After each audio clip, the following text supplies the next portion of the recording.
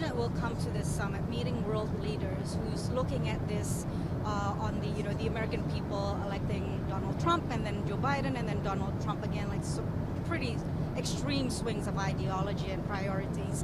Meanwhile, Xi Jinping is coming in and he's projecting this image of stability, right? And his vision of China's role in the global world order. What would the president say to those leaders who are saying that, well, we just can't hold U.S. commitment?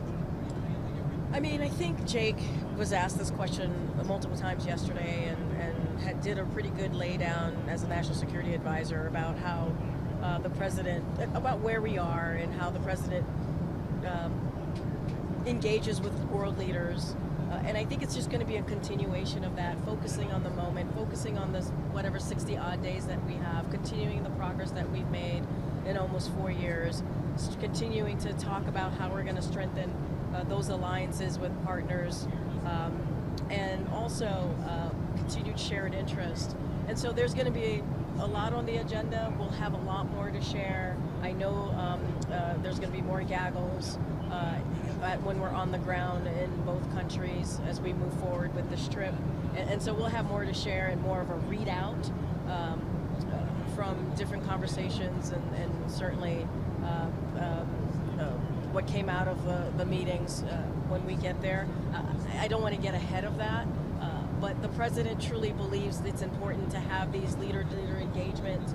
You see how effective that has been over the past almost 4 years. And so he's going to give that encouragement, give that assurance. And we really can't speak to what the next administration is going to do. We can't. You know, what we can do is, and Jake talked about this, is have the conversation, have the dialogue, engage with them, give our opinions and thoughts, and we'll see what happens. And if I can ask for an explanation, a couple of days ago, the president was asked whether he is confident that he could reach a ceasefire before the end of his term, and he gave a somewhat flippant answer. If you can explain what he meant by that, why did he respond the way he did? Was he offended by the question? I think the president, if you know this president and followed this president, obviously as many of you have, if not for the past couple of years, certainly throughout his career, you know, he's taken this issue very seriously.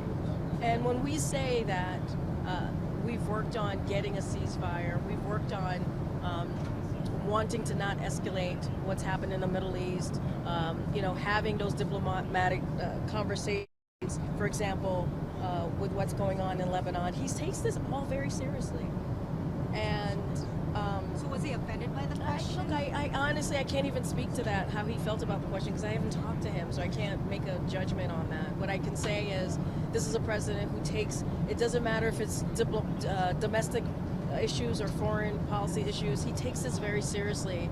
And when it comes to a ceasefire, making sure that we get the hostages home. Remember, we have American hostages as well who are there. We want to make sure we get them home. So we're working on this 24/7. Why does taking it seriously lead to a joke about somebody being hit in the head by a I mean, camera? honestly, I mean, Michael, I just kind of answered this. I didn't talk to him about it, so I can't. I don't have an. I can't speak to what the president meant about it. What I can tell you is he is deeply committed to making sure that we get the hostages home, to making sure that we get to a ceasefire, to making sure that the Palestinian people who are suffering in Gaza get the humanitarian aid that they need. And so I can't. I have not spoken to him, so I can't speak to him directly. I know you haven't spoken to him, but I mean, you know the president and you know his mood. So was he frustrated by the lack of progress? It doesn't matter how many times you ask me this question. I'm going to give you the same answer.